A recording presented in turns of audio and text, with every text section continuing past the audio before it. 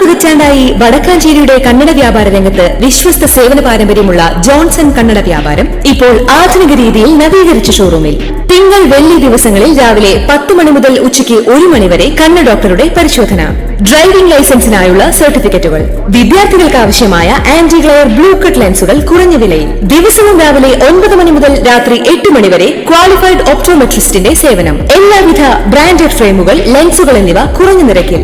Johnson Kannada വ്യാപാരം, John's tower, divine ആശുപത്രിക്ക് എതിർവശം, Vadakkanchery. Phone 94963474. Thrissur കയ്പമംഗലത്ത് യുവാവിനെ കൊലപ്പെടുത്തി ആംബുലൻസിൽ ഉപേക്ഷിച്ച കേസിൽ 5 പേർ പിടിയിൽ. 3 പേർ കൃത്യത്തിൽ നേരിട്ട് പങ്കെടുത്തവരും 2 പേർ പ്രതികളെ രക്ഷപ്പെടാൻ സഹായിച്ചവരുമാണ്.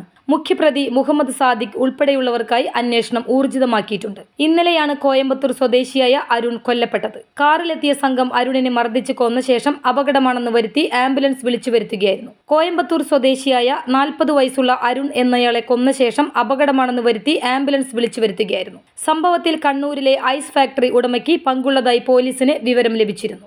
ഐസ് ഫാക്ടറി ഉടമയ്ക്ക് അരുൺ 10 ലക്ഷം രൂപ നൽകാനുണ്ടായിരുന്നു. ഇത് തിരിച്ചുപിടിക്കാൻ വേണ്ടി പാലിയക്കര ടോൾ പ്ലാസയ്ക്ക് സമീപം വെച്ച് അരുണിനെയും സുഹൃത്ത് ശശാങ്കനെയും തട്ടിക്കൊണ്ടുപോയി. വട്ടാണത്തറയിൽ ഒരു എസ്റ്റേറ്റിനകത്ത് വെച്ച് ഇരുവരെയും ബന്ദിയാക്കി മർദ്ദിക്കുന്നതിനിടെ അരുൺ മരിച്ചു.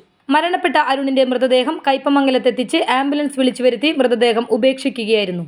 News desk any time news. കൂടുതൽ വാർത്തകൾക്ക് ഞങ്ങളുടെ ചാനൽ സബ്സ്ക്രൈബ് ചെയ്യുക.